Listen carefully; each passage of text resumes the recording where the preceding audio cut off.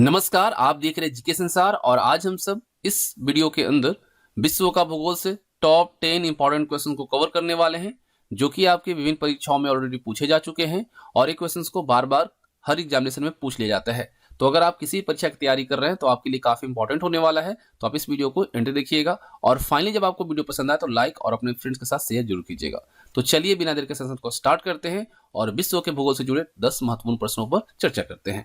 Question number 1, horse अक्षांश किसके वायुमंडलीय दाब कटिबंधों में होते हैं? आपको बताना है कि हॉर्स अक्षांश जो है वह कौन से वायुमंडलीय दाब कटिबंध में होते हैं। ऑप्शन ए ध्रुवीय उच्च दाब, ऑप्शन बी विषुवतीय निम्न दाब, ऑप्शन सी उपोष्ण उच्च दाब और ऑप्शन डी अधोध्रुवीय निम्न दाब। तो यहाँ पर अगर हम सही आंसर की बात करें तो ऑप्शन सी जो है सही होगा। देखिए, जो भूमध्य रेखा है यहाँ पर 30 डिग्री से लेकर 35 डिग्री अक्षांशों पर दोनों गोलार्ध में उच्च वायुदाब की पेटियां की उपस्थिति पाई जाती है और उच्च दाब वाली जो ये पेटी है इसे हम अश्व अक्षांश यानी कि हॉर्स अक्षांश के तौर पे जानते हैं। तो ऑप्शन सी करेक्ट है। क्वेश्चन नंबर 2, पृथ्वी की सतह पर वह काल्पनिक रेखा कौन सी है जो 180 डिग्री यामोत्तर का अनुसरण करती है? आपको बताना है कि पृथ्वी की वह कौन सी काल्पनिक रेखा है, ठीक है, जो कि 180 डिग्री यामोत्तर का अनुसरण करती है, फॉलो करती है। ऑप्शन ए प्रमुख यामोत्तर, ऑप्शन बी भूमध्य रेखा, ऑप्शन सी अंतरराष्ट्रीय दिनांक रेखा यानी तिथि रेखा जिसको कहते हैं और ऑप्शन डी कर्क रेखा। तो यहाँ पे करेक्ट आंसर देखें तो ऑप्शन सी होगा अंतरराष्ट्रीय तिथि रेखा या दिनांक रेखा। अंतरराष्ट्रीय तिथि रेखा जो है ये प्रशांत महासागर के बीचों बीच 180 डिग्री देशांतर पर उत्तर से दक्षिण की ओर खींची गई एक काल्पनिक रेखा है और इस रेखा पर तिथि का परिवर्तन होता है, ठीक है। तो ऑप्शन सी करेक्ट है। क्वेश्चन नंबर 3 है, पृथ्वी पर मूलतः जो एक ही विशाल भूखंड था उसे क्या कहा जाता है या क्या कहते हैं? ऑप्शन ए है पैथालोसा, option B Laurasia, option B यहाँ पे पैंजिया और ऑप्शन डी गोंडवाना लैंड। देखिए यहाँ पे ऊपर नीचे हुआ है ऑप्शन, ठीक है, तो इस चीज को आप देखिएगा। तो सही आंसर यहाँ पर अगर देखें तो क्या होगा, ऑप्शन बी पैंजिया, ठीक है।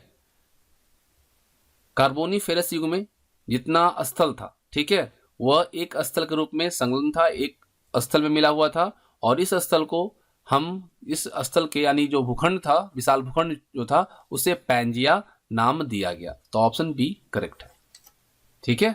कौन से युग में? तो कार्बोनीफेरस युग में। क्वेश्चन नंबर 4 है, टकला मकान मरुस्थल कहाँ स्थित है? पश्चिमी एशिया में, अफ्रीका में सहारा के दक्षिणी किनारे पर, दक्षिण अमेरिका में और मध्य एशिया में। तो टकला मकान मरुस्थल जो है ये आपका मध्य एशिया में है, ठीक है। कहाँ पे है? मध्य एशिया में है और यह क्या है? एक ठंडा मरुस्थल है।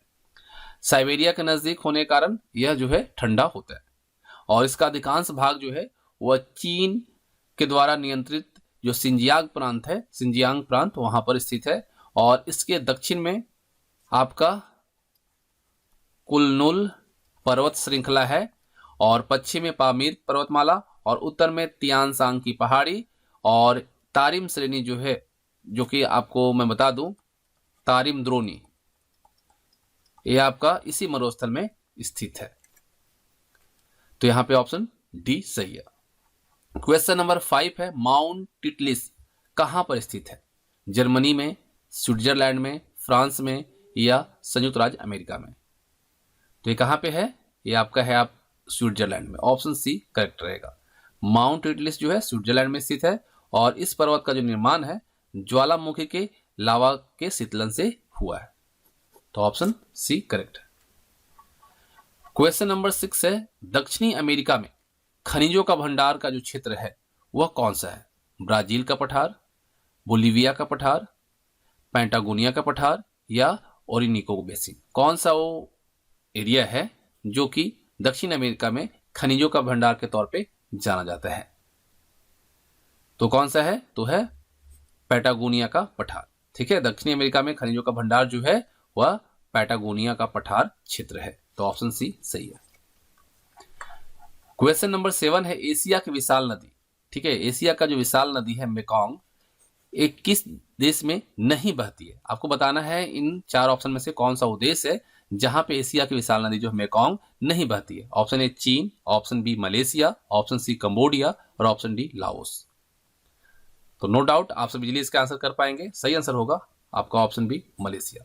देखिए तिब्बत के पठार से जो निकला है आपका मेकॉन्ग नदी, ये चीन, म्यांमार, लाओस, थाईलैंड, कंबोडिया और वियतनाम से प्रवाहित होती हुई ये आपका साउथ चाइना सी जो है यानी कि दक्षिणी चीन सागर जो है वहां पर गिर जाती है। तो ऑप्शन बी करेक्ट है।